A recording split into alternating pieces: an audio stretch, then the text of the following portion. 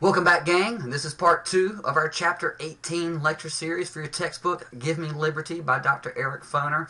This section is entitled Varieties of Progressivism.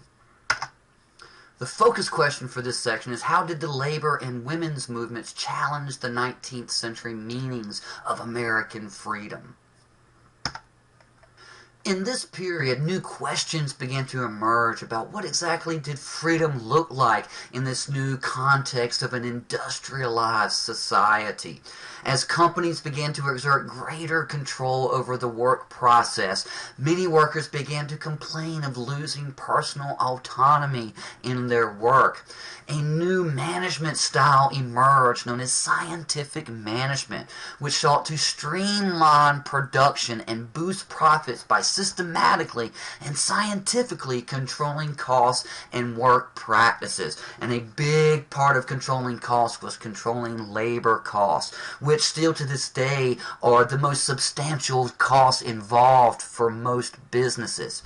A lack of industrial freedom was believed to be at the root of labor problems. And progressives saw strong labor unions that could collectively combine to exert greater power in their bargaining with employers was a way to give workers a greater voice in labor decisions. The early 1900s, the Progressive Era, saw the rise of the first organized socialist party in United States history. Although socialist ideas had been bandied about in American political and economic discourse for several decades by that point, it wasn't until the early 1900s that an actual official political party was organized under this socialist banner. Socialists called for free college tuition, the improvement of labor conditions, and the public ownership of railroads and factories. In other words, more democratic ownership of the economy. The foremost leader of this socialist push in American political discourse at the time was a railroad union leader by the name of Eugene V. Debs. And he almost single-handedly was largely responsible for the popularity of American socialism. He actually ran for president in the elections of 1900, 1904, 1908, 1912, and again in 1920. But by 1920, the term socialism had become somewhat of a negative term in American politics, and Debs was actually jailed for some of his political activities in the late 19-teens. And the last time he ran for president in 1920, he actually ran while he was a convict in prison. As you can see, this is one of his campaign buttons right here. He actually advertised that he was a convict and used that as a rallying cry for the socialist cause. Debs linked ideas of socialism to ideals of equality, of self-government, and freedom. Socialism in general was a rising presence in the Atlantic world of the early 20th century, and the presence of a socialist party in the United States was just a part and parcel of this larger global socialist surge at this time. Although the Socialist Party never really gained much traction at the national or even state level, they did have some substantial success at the local level. And this map right here illustrates all the various towns and cities that either elected socialist mayors or elected other municipal officers from the Socialist Party. And this is indicative of just how widespread these new ideals of socialism were becoming in the early 20th century. Although labor union organization and activity had subsided somewhat in the later part of the 19th century, mostly due to blowback over the civil unrest caused by the mass strikes of the 19th century, by the early 20th century, there was a resurgence in labor organization and activities. Collective bargaining helped to settle hundreds of industrial disputes, but unions in general continue to be rejected by most employers. The two largest unions in this period were the AFL, the American Federation of Labor, and the IWW, the International Workers of the World. And while the American Federation of Labor represented the most privileged American workers, those skilled workers, the International Workers of the World sought to represent all workers in one big umbrella union.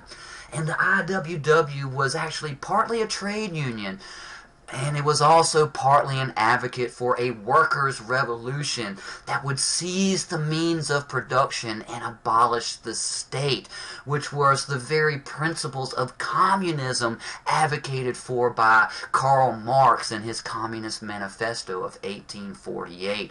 And it was precisely this advocacy for a workers' revolution that caused the IWW in particular to be scrutinized extra closely by the government, who feared such revolutionary activities.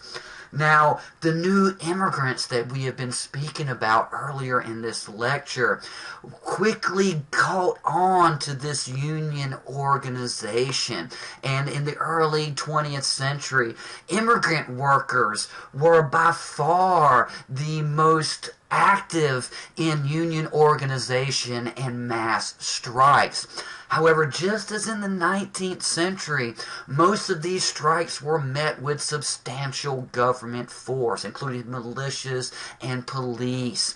Some, however, were at least partially successful in attaining their goals, and the strikes did demonstrate that ethnic cohesiveness could be a basis for labor unity.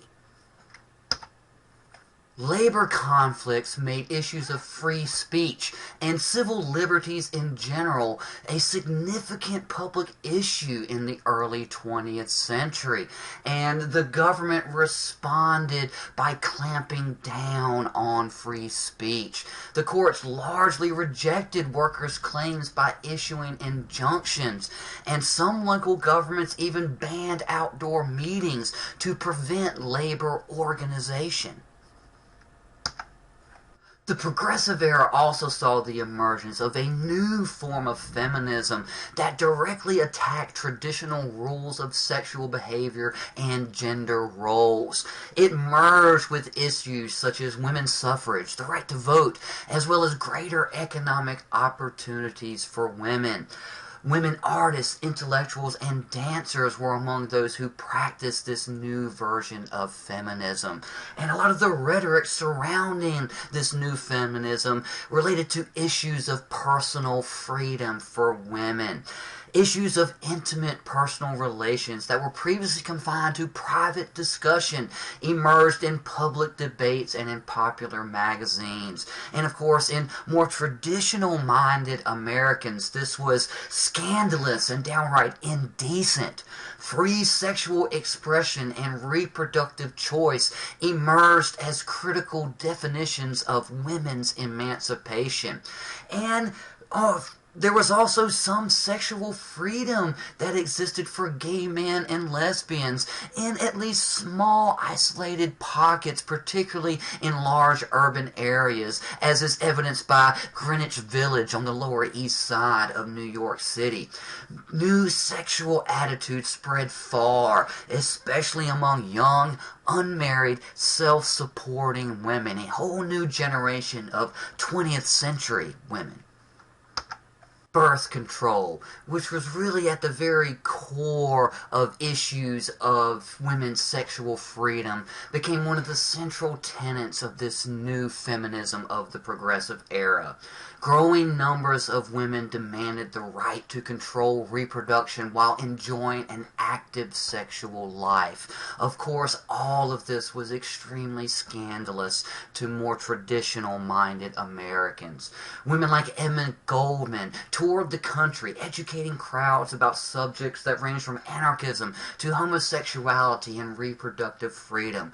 Margaret Sanger, who would go on to found Planned Parenthood, an organization that still exists today, published contraceptive information and distributed contraception to poor immigrant women in Brooklyn, New York. Helen Keller, who was well known for advocating for people with disabilities and well known for her own disabilities, women's also supported radicalism and the birth control movement. All of the efforts of all of these women demonstrate how the birth control issue intersected with ideas of labor radicalism and feminism. They also demonstrated how government set rigid limits to Americans' freedom of expression, as many of these new feminist birth control advocates were frequently arrested and jailed for their efforts. That concludes part 2 of our Chapter 18 lecture series. As always, study hard, and I'll see you soon.